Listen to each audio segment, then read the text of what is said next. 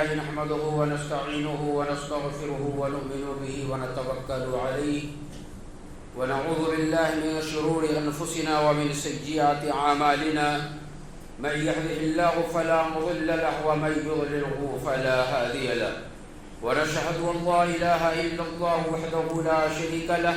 ونشهد أن سيدنا مولانا بارك وسلم أما بعد قال الله تبارك وتعالى أعوذ بالله من الشيطان الرجيم بسم الله الرحمن الرحيم يا أيها الذين آمنوا كتب عليكم الصيام كما كتب على الذين من قبلكم لعلكم تتقون صدق الله العظيم بسم الله الرحمن الرحيم رب اشرح لي صدري ويسر لي أمري واحلل عقدة من لساني يفقهوا قولي بسم الله الرحمن الرحیم. ایک دفعہ سب کے سب درود شریف پڑھ لیجیے. اللہم صلی علی محمد وعلی آل محمد کما صلیت علی ابراہیم وعلی آل ابراہیم انک حمید مجید. اللہم بارک علی محمد وعلی آل محمد کما بارکت علی ابراہیم وعلی آل ابراہیم انک حمید مجید. محترم بزرگوں، دوستوں اور عزیز ساتھیوں، رمضان کا مہینہ ابھی گزر رہا ہے. ہم اور آپ رمضان کے مہینہ میں تشریف فرما ہیں. رمضان کا تیسرا عشرہ چل رہا ہے اور آج اس رمضان کا یہ آخری جمعہ ہے جس کو جمعۃ الوداع کہا جاتا ہے. میرے دوستو، ویسے تو رمضان کے جتنے بھی جمعہ آئے سب کے سب محترم تھے، سب کے سب مقدس تھے، سب احترام کے لائق تھے، فضیلت میں بھی سب کے سب برابر تھے. جس طریقہ پر اس جمعہ سے پہلے جو 3 جمعہ گزرا ہے اس میں بھی ہم نے 2 رکعت نماز ادا کی، اس سے پہلے خطبہ دیے، اس سے پہلے جو ہے اردو کا خطبہ ہوا، پھر نمازیں ادا کی گئیں. میرے دوستو، آج بھی اس الوداع جمعہ کے اندر بھی وہی سب کچھ ہونے والا ہے انشاءاللہ. لیکن اس کے بعد جو جمعہ آئے گا وہ رمضان کا نہیں ہوگا بلکہ وہ شوال کا جمعہ ہوگا. ہم اور آپ رمضان کے مہینہ سے نکل جائیں گے، رمضان ہم سے رخصت ہو جائے گا. ایک مہینہ کے لیے یہ رمضان کا مہینہ ہمارے پاس مہمان کے طور پہ آیا تھا.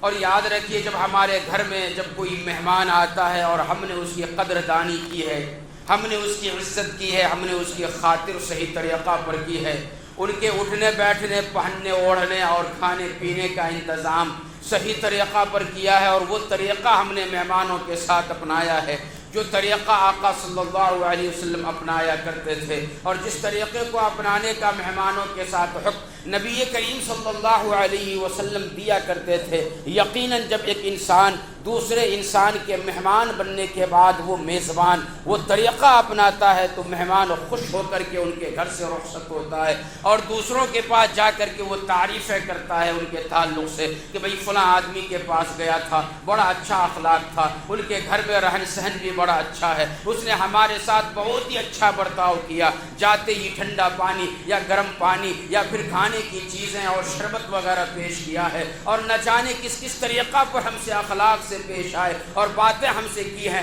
میں تو اتنا زیادہ ان کی مہمان نوازی سے خوش ہوں کہ میرا دل یہ چاہتا ہے کہ میں بار بار ان کے پاس جاؤں اور ان کی مہمان نوازی کا جلوہ اور نظارہ دیکھوں. لیکن خدا کی قسم میرے دوستو، اگر آپ نے اس میں آنے والے مہمان کی ناقدری کر دی، ان کو آپ نے پانی تک کے لیے نہ پوچھا، ان کو آپ نے چائے تک کے لیے نہ پوچھا، بیٹھنے تک کو نہیں کہا، تو ایسی صورت میں وہ آئندہ آپ کے پاس کبھی آنے کی کوشش نہیں کرے گا. آپ کے گھر کے دروازے سے وہ گزرے گا لیکن گھر کے دروازے کی طرف نظر اٹھا کر دیکھنا بھی گوارا نہیں کرے گا. اور پھر جب وہ اپنے دوستوں سے ملے گا تو آپ کی برائی کرے گا. اللہ نہ کرے کہ کوئی انسان کسی کی برائی کرے، لیکن وہ آپ کے بارے میں یہ کہے گا کہ نہیں بھائی، جب آپ کا تذکرہ آئے گا، ذکر آئے گا تو اس کا ذکر مت کرو، وہ اچھا اخلاق کا آدمی نہیں ہے، مہمان کو بیٹھنے تک کو نہیں پوچھتا، پانی تک وہ نہیں دیتا. اس طریقہ پر وہ باتیں کرے گا اور آئندہ نہ آنے کا خیال اس کے دل کے اندر جم کر کے بیٹھ جائے گا.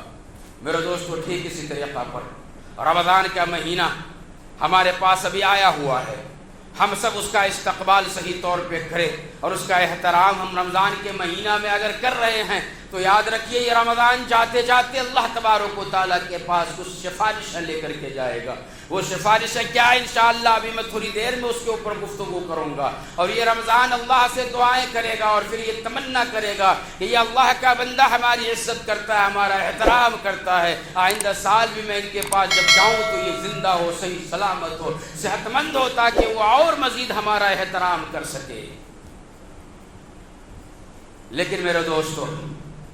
افسوس ان لوگوں کے لیے ہے جنہوں نے رمضان کا احترام نہ کیا, روزے نہیں رکھے,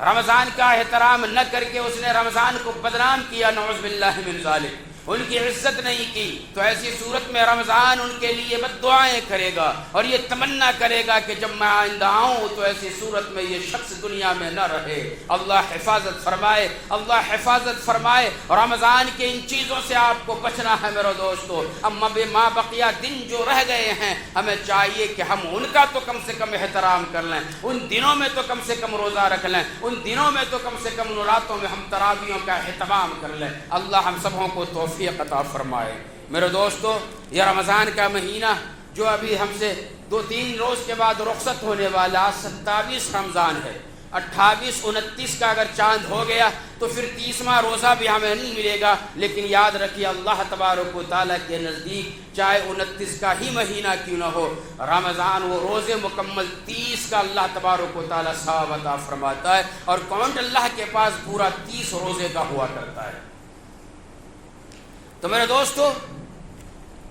رمضان کے مہینہ میں ہم اور آپ نے روزے رکھے.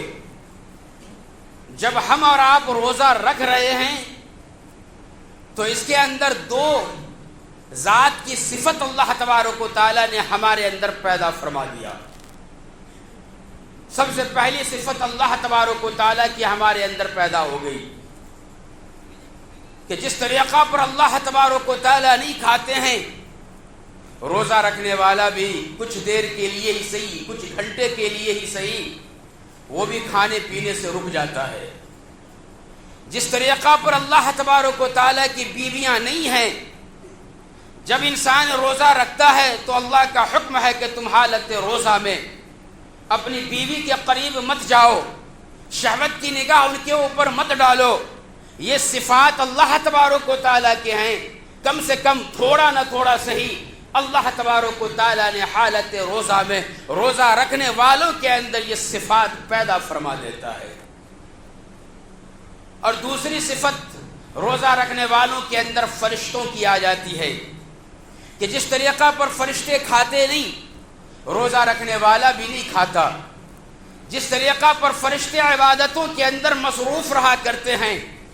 روزہ رکھنے والا رمضان کے مہینہ میں وہ بھی عبادتوں کے اندر اپنا زیادہ سے زیادہ اوقات لگانے کی کوشش کرتا ہے. ایک نماز پڑھ کر کے گیا, دوسرے نماز کے انتظار میں اپنے گھر میں, اپنے کاروبار میں, اپنے دکانوں میں بیٹھ کر کے اذان کی آواز کی طرف کان لگائے رہتا ہے کہ کب اذان کی آواز آئے. جو ہی اذان کی آواز آتی ہے تو بس ایسی صورت میں وہ فوراً اپنے کام کو جہاں تھا وہیں پہ روکتا ہے, بریک لگاتا ہے اور پھر اس آواز کی طرف دوڑ کر کے آتا ہے اور مسجد میں آتا ہے, وضو کرتا ہے, منہ ہاتھ دھلتا ہے اور پھر عبادتوں کے اندر مصروف ہو جاتا ہے.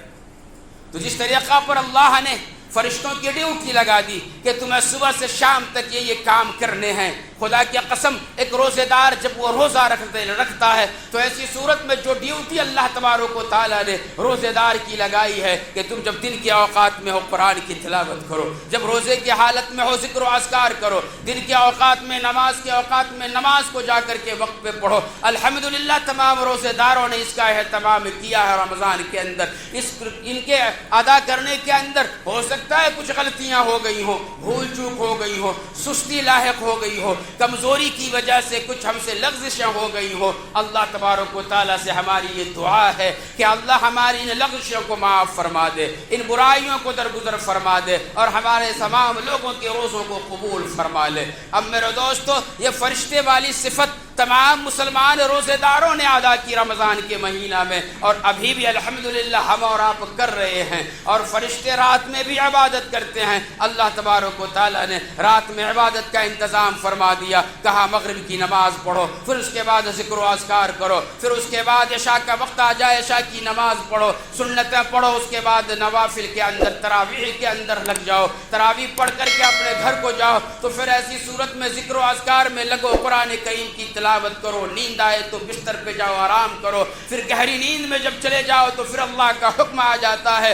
سیرن کی آواز آتی ہے کہ بھئی سونے والے سوئے ہوئے ہو، اٹھو، اللہ تمہیں بلا رہا ہے سحری کرنے کے لیے۔ سحری کو اللہ نے عبادت بنا دیا تھا، اور جب ہم رات میں 3 بجے 3:30 بجے سحری سے آدھا پون گھنٹہ 1 گھنٹہ پہلے اٹھ کر کے ہم سحری کیا کرتے تھے، اللہ نے اس سحری کے اندر وہ برکتیں عطا فرما دی کہ آقا صلی اللہ علیہ وسلم نے ارشاد فرمایا کہ جب قیامت قائم ہو جائے گی اور جب جنت و جہنم کا فیصلہ کیا جائے گا، ایک مومن بندہ دنیا میں روزہ رکھنے والا وہ حیران و پریشان ہوگا، اللہ کے سامنے ہمیں کھڑا ہونا ہے، اللہ ہمارے ساتھ نہ جانے کیسا سلوک کرے گا، جنت کا فیصلہ ہوگا یا جہنم کا فیصلہ ہوگا، نام اعمال کے اندر ہمارا عمل بڑھ جائے گا نیکیوں کا یا پھر گھٹ جائے گا، برائیوں کا عمل بڑھے گا یا گھٹ جائے گا۔ رب کائنات کی قسم ہے ایک مسلمان مومن بندہ ایسا ہوگا جب نام اعمال ان کا وزن کیا جائے گا تو یاد رکھو میرے دوستو، نیکیوں کا پلڑا اس کا اوپر کو اٹھ جائے گا اور برائیوں کا پلڑا بھاری ہوگا، مضبوط ہوگا، وہ نیچے کو جھک جائے گا۔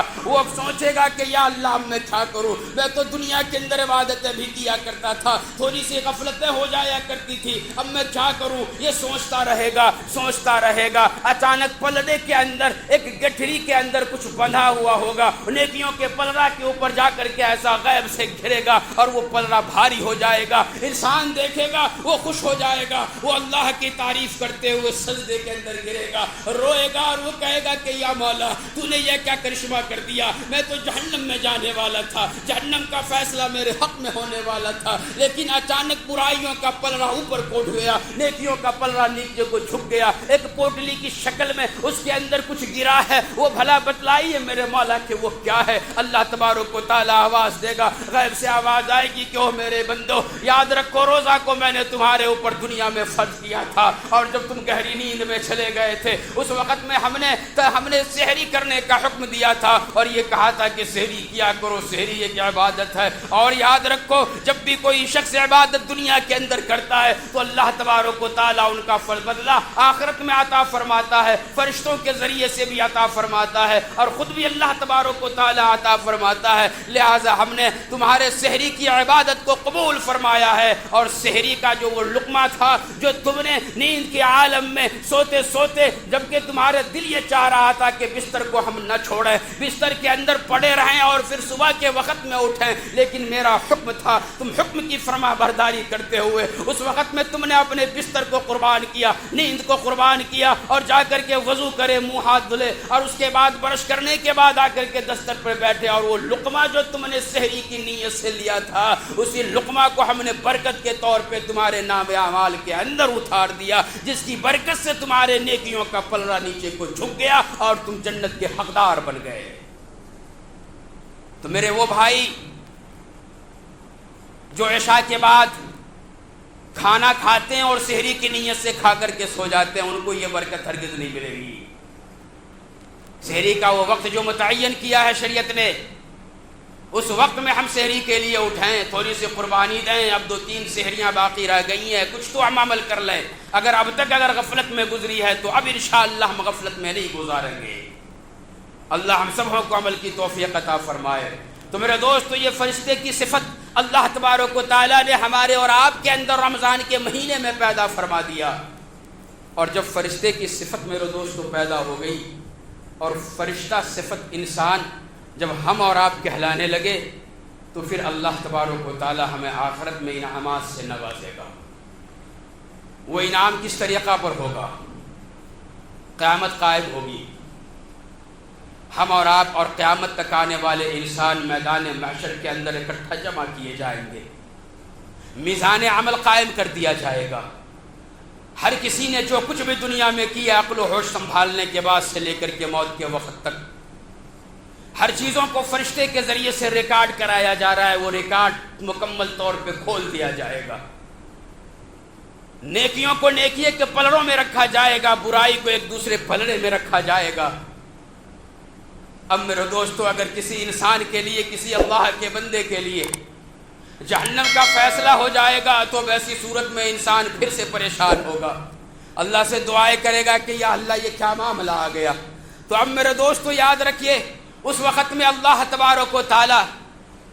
میدان محشر کے اندر جب ایسا معاملہ پیش ہو جائے گا تو اب روزہ رمضان مکمل طور پہ اللہ تبارک و تعالیٰ کے سامنے اور اس بندے کے سامنے درمیان میں آ کر کے کھڑا ہو جائے گا، چونکہ اللہ تبارک و تعالیٰ نے حضرت موسیٰ علیہ السلام سے یہ ارشاد فرمایا تھا کہ اے میرے نبی موسیٰ کلیم اللہ، یاد رکھو ایک امت آنے والی ہے، قیامت کے قریب وہ امت ہوگی، وہ میرے محبوب محمد مصطفیٰ صلی اللہ علیہ وسلم کی امت ہوگی۔ میں انہیں 2 اندھیروں کے بدلے میں، 2 اندھیروں کو کاٹنے کے لیے میں 2 چیز انہیں انعام کے طور پہ دنیا میں عطا فرماؤں گا۔ حضرت موسیٰ علیہ السلام نے ارشاد فرمایا کہ اے میرے رب وہ 2 اندھیرے کیا ہیں؟ چنانچہ فرمایا کہ ایک قبر کی اندھیرا ہے، میں قبر کے اندھیرا سے بچانے کے لیے اس امتی کے لوگوں کو قرآن کریم میں عطا فرماؤں گا کہ وہ جب قرآن کریم دنیا میں آتا کیا کہتے ہیں تلاوت کرے گا، پڑھے گا، اسے یاد کرے گا تو قبر کے اندر اس کو میں روشنی بنا کر کے پیش کروں گا۔ قبر کی تاریکی کو قرآن پڑھ کر کے دور کیا جا سکتا ہے۔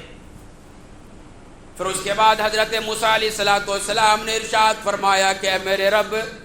دوسری چیز، دوسرا اندھیرا کیا ہے؟ اللہ تبارک و تعالیٰ نے ارشاد فرمایا کہ وہ قیامت کا اندھیرا ہوگا، اور قیامت کے اندھیرے کو دور کرنے کے لیے میں اس امت کو رمضان کا مہینہ عطا فرماؤں گا۔ اللہ اکبر میرے دوستو، وہ رمضان کا مہینہ ہم سبوں کو زندگی کے اندر اللہ نے عطا فرمایا، پہلے بھی عطا فرمایا، اور ہماری دعا ہے کہ آنے والی پوری زندگی جب ہو ہمیں اللہ تبارک و تعالی رمضان تک ہم سبوں کی عمر کو پہنچاتا رہے۔ تو قیامت کے دن جب ہولناک منظر ہوگا، اندھیرا چھایا ہوا ہوگا، رمضان کا مہینے کے اندر احترام کرنے والا اس کو اندھیرا محسوس نہیں ہوگا، اندھیرے کو اس رمضان کے ذریعے سے اللہ پاک دور فرمائے گا۔ چنانچہ حدیث کے اندر بیان فرمایا گیا کہ جب قیامت کے اندر اس طریقہ پر جب لوگ کھڑے ہوں گے اور میزان عمل قائم ہو جائے گا تو ایسی صورت میں جب جہنم کا فیصلہ کر دیا جائے گا تو رمضان آئے گا اور اللہ تبارک و تعالیٰ سے سفارش کرے گا۔ اللہ کہے گا کہ رمضان آپ آئے ہو، کیا بات ہے، کس کے لیے آئے ہو؟ تو رمضان کو اللہ تبارک و تعالیٰ بولنے کی طاقت عطا فرمائے گا، رمضان کے اندر بولنے کی طاقت پیدا ہوگی اور وہ کہے گا کہ اللہ تبارک و تعالیٰ یہ آپ کا بندہ رمضان کے مہینے میں میرے اندر جب وہ تھا تو روزہ رکھا کرتا تھا، بھوک اور پیاس کو برداشت کیا کرتا تھا، آپ انہیں کیوں جہنم میں داخل کر رہے ہو؟ میری یہ سفارش ہے کہ میں انہیں اپنے ساتھ جنت میں لے کر کے جاؤں گا۔ میرے دوستو، اللہ تبارک و تعالیٰ کہے گا کہ او رمضان میں آپ کی بات کو قبول کرتا ہوں، آپ کو اجازت ہے، آپ اسے جنت میں لے کر کے جاؤ۔ چنانچہ میرے دوستو جب وہ جنت میں لے کر کے جانے لگے گا تو پھر اللہ تبارک و تعالیٰ سے رمضان یہ کہے گا کہ اللہ تبارک و تعالیٰ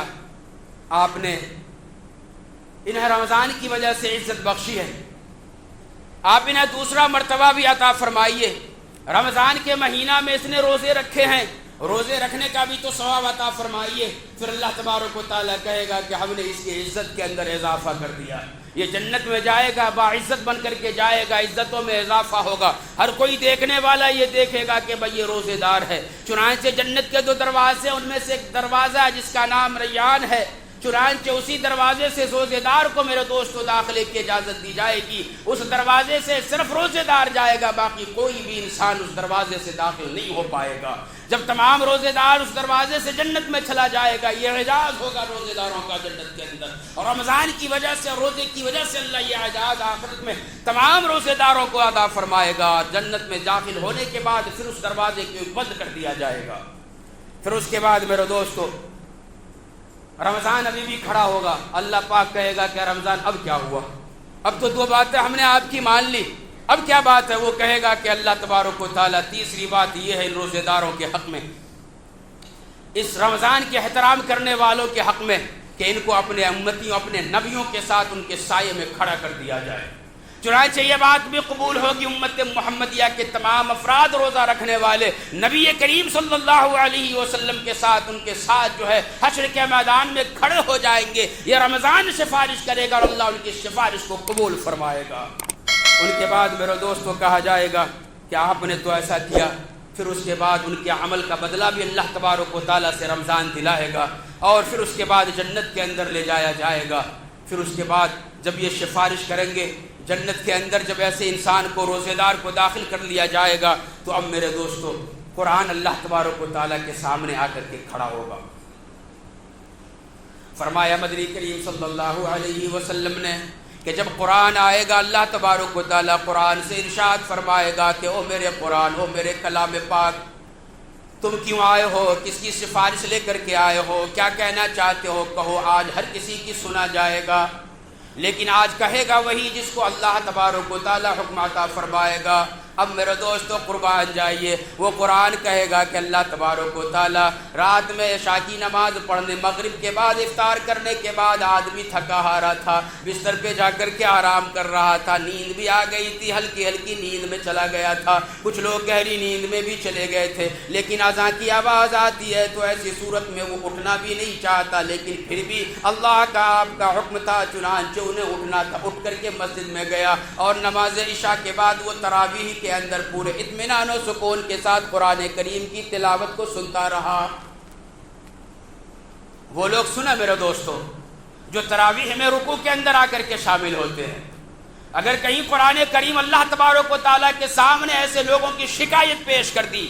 کہ یا اللہ انہوں نے قرآن کریم کی بے حرمتی مسجد میں بیٹھ کر کے کی ہے، تو اس وقت میں آپ کیا جواب دو گے؟ کہاں کے رہو گے؟ چونکہ اللہ پاک نے قرآن کریم کے تعلق سے قرآن کریم کے اندر ہی ارشاد فرمایا وَإِذَا قُرِئَ الْقُرْآنُ، جب قرآن کریم کی تلاوت کی جائے تو ایسی صورت میں تم خاموش ہو جاؤ اور اپنے کان کو قرآن کی تلاوت کی طرف لگا دو، یعنی سننے لگ جاؤ. اب اگر قرآن کریم کی تلاوت تراویح میں ہو رہی ہے، اس تراویح میں جس میں فرشتے آ کر کے شامل ہوا کرتے تھے اور قرآن کریم کو سنتے تھے، ان جماعتوں کے اندر ہم پیچھے بیٹھ کر کے گپ لڑایا کرتے تھے، باتیں کیا کرتے تھے، موبائلوں پہ اسکور دیکھا کرتے تھے، آئی پی ایل کا میچ دیکھا کرتے تھے. اگر قرآن کریم نے یہ شکایتیں کر دی تو پھر بتلاؤ کہاں کے رہو گے؟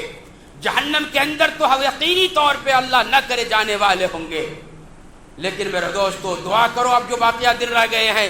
کہ یا اللہ ہم سے غلطی ہوئی، ہم توبہ کرتے ہیں، آئندہ ایسی حرکت ہم نہیں کریں گے. تو پھر قرآن کریم اللہ تبارک و تعالیٰ سے سفارش کرے گا تمام ایسے روزے دار اور تراویح پڑھنے والوں کے لیے کہ یا اللہ نیند کو قربان کیا، تراویح کی نمازیں پڑھی ہیں، اس لیے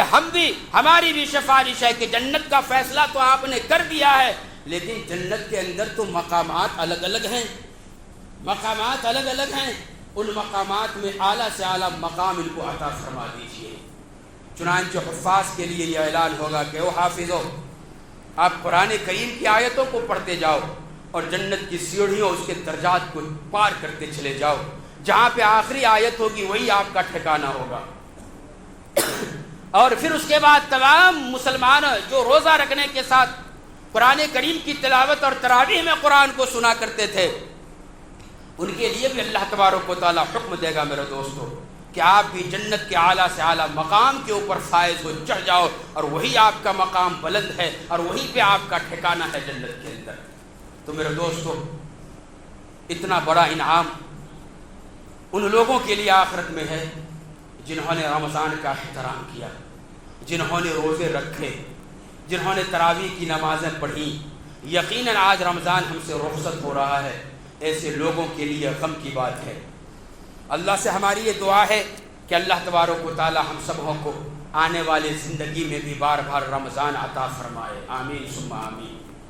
لیکن میرے دوستوں ان لوگوں کے لیے غم کی بات ہے جنہوں نے رمضان کے روزے جان بوجھ کر کے توڑے. میں نے گزشتہ کئی جمعہ میں کہا ہوں کہ اگر کسی نے جان بوجھ کر کے رمضان کا روزہ چھوڑ دیا، اگر ایک روزہ بھی چھوڑا تو یاد رکھو میرے بھائی، وہ پورے رمضان میں پوری زندگی اگر وہ روزہ رکھتا رہے رمضان کے بعد تو پھر بھی رمضان کے ایک روزے کا حق ادا نہیں ہوگا. اس لیے جو بھی غلطیاں ہو گئی ہیں ان غلطیوں کا ہم ازالہ کریں، دعاؤں کے ذریعے سے، توبہ کے ذریعے سے، اللہ तबारक व तआला ने गुनाहगारों के लिए तौबा को रखा है कि जब गुनाह करने के बाद बंदा तौबा करता है तो अल्लाह तबारक व तआला बहुत ही ज़्यादा खुश होता है कि मेरा बंदा मेरे से निकल गया था, फिर मेरे करीब आ गया, मेरे पास आ गया। लिहाजा आप जो बकिया दिन रह गए हैं मेरे दोस्तों,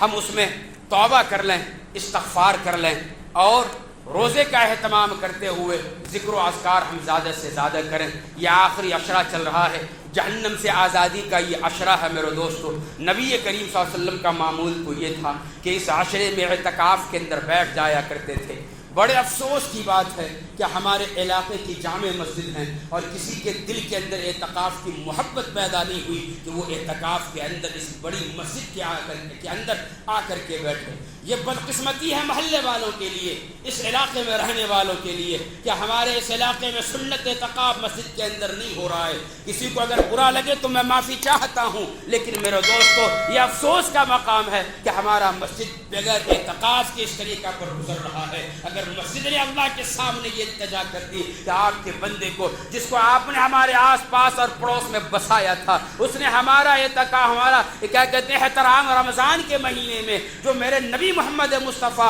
मस्जिद को सजाया करते थे एतकाफ़ के ज़रिए से, वो एतकाफ़ से हमारी मस्जिद खाली है, तो फिर हम क्या जवाब देंगे मेरे दोस्तों। अल्लाह हमें माफ़ फरमाए, अल्लाह हमें माफ़ फरमाए। अभी भी 2 दिन है, अभी कुछ तो लोग आकर के नफली एतकाफ़ ही सही उसके इरादे से तो आकर के बैठ लीजिए ताकि हम क्या कहते हैं वो उंगली कटा करके शहीदों में नाम लिखाने के करीब तो हम सब हो जाएं, ताकि अल्लाह के सामने हम कह सकें कि या अल्लाह किसी मजबूरी के तहत नहीं बैठे थे, लेकिन नफली एतकाफ़ ही सही, एतकाफ़ के रमज़ान के आखिर अशरे के अंदर हम तो जा कर के बैठे थे। मेरे दोस्तों इसका भी ख्याल रखिए और ज़रूर कोई ना कोई हजरात खड़े होकर के सामने आकर के आज के रात जो है एतकाफ़ के अंदर 2-3 बचा हुआ है, बैठ जाइए। अल्लाह हम सबों को अमल की तौफीक अता फरमाए। अब मेरे दोस्तों याद रखिए रमज़ान का आखिरी आशरा गुजर रहा है, अब रुखसत होने वाला है। अब मेरे दोस्तों कुछ लोगों ने सवाल किया था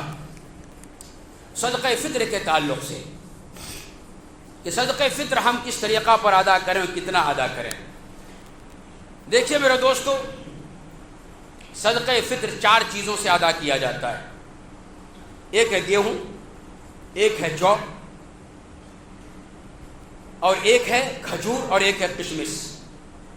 इनमें से जौ जो है वो आम तौर पे यहाँ कोई इस्तेमाल नहीं होता, तो 3 चीज़ों का आप हिसाब कीजिए। एक है जौ, क्या कहते हैं ये गेहूँ, वो निस्फ सा है। उसके बाद खजूर है और किशमिश है, ये 1 सा है। मैंने गुज़िश्ता जुमा कहा था निस्फ सा और 1 सा मौजूदा औज़ान के एतबार से उलमाए किराम का इख्तलाफ है। बाज़ उलमाए किराम 1.25 किलो गेहूँ कहते हैं निस्फ सा को और 1 सा इसका डबल कर दीजिए आप। बाज़ उलमाए किराम 2 किलो 50 ग्राम गेहूँ कहते हैं निस्फ सा को। किशमिश और खजूर के अंदर इसका डबल जो है वज़न हो जाएगा। फिर उसके बाद जो है 2.5 किलो कहते हैं। बहरे कैफ आपको निकालना है 2.25 किलो से निकालिए या फिर 2.5 किलो से निकालिए, या खजूर अगर इन चीज़ों से अगर आप निकाल रहे हैं तो याद रखिए आम तौर पे लोग सिर्फ गेहूँ से निकालते हैं। भाई मालदारी का भी 3 कैटेगरी है। एक तो ऐसा मालदार है जो साहिब निसाब हैं लेकिन बेचारा मजबूर है, उनके पास उतना पैसा नहीं है, तो उसके लिए ये हुक्म है कि वो गेहूं से निकाले। और गेहूं से जब हम निस्फ सा तेलंगाना हैदराबाद के अंदर जो हम रेट लगाएंगे, हर इलाके के अंदर रेट गेहूं का अलग अलग होगा, लिहाजा वहाँ पे पैसा रुपया घटता और बढ़ता रहता है। यहाँ पे अगर आप रेट लगाओगे तो ऐसी सूरत में कम से कम 100 रुपया बनता है। तो ये जो ऐसे लोगों के लिए जो साहिब निसाब तो हैं लेकिन बेचारे गरीब हैं, वो निकालें तो गेहूं से निकालें। लेकिन कुछ लोग ऐसा जिसको अल्लाह ने और ज़्यादा दिया है तो उनको चाहिए कि वो मिडिल क्लास है, लाखों रुपया वो महीने का कमाते हैं, 50,000 महीनों का कमाते हैं, तो उनको चाहिए कि अब वो गेहूं से न दे, अब उनको चाहिए कि वो खजूर से दे। खजूर से देंगे तो उसका रेट बढ़ेगा, साल में 1 बार आता है। मालदारों से हमारा मशवरा है कि जो मिडिल क्लास है, लाखों रुपया जो कमाते हैं, उनको खजूर से देना चाहिए, और जो करोड़ों रुपया के मालिक और महीना में कमाते हैं उनको चाहिए कि वो किशमिश से दे, उसका रेट खजूर से ज़्यादा है। अब हम मार्केट में रेट लगा लीजिए कि कितना रेट है, किस तरीक़ा पर देना है। तो आज हम करोड़पति भी لکھپتی بھی اور 1000 روپیہ کمانے والا بھی، یہ سب ایک ہی سب میں آ کر کے کھڑے ہو جاتے ہیں اور گیہوں سے نکالتے ہیں۔ میرے دوستو، اللہ کے نبی نے 3 چیزوں کو رکھا ہے اور 3 طریقے کا مالداری کے حساب سے مسلمان ہوتا ہے۔ اپنے اپنے گریبان میں آپ جھانکیے کہ کیا آپ 100 روپے کے لائق ہیں، یا پھر 1000 روپے کے لائق ہیں، یا پھر 1500 روپے کے لائق ہیں۔ اپنے گریبان میں جھانکیے اور فیصلہ آپ کے ہاتھ میں ہے۔ اللہ تبارک و تعالی ہم سبوں کو کہنے اور سننے سے زیادہ عمل کی توفیق عطا فرمائے، آمین۔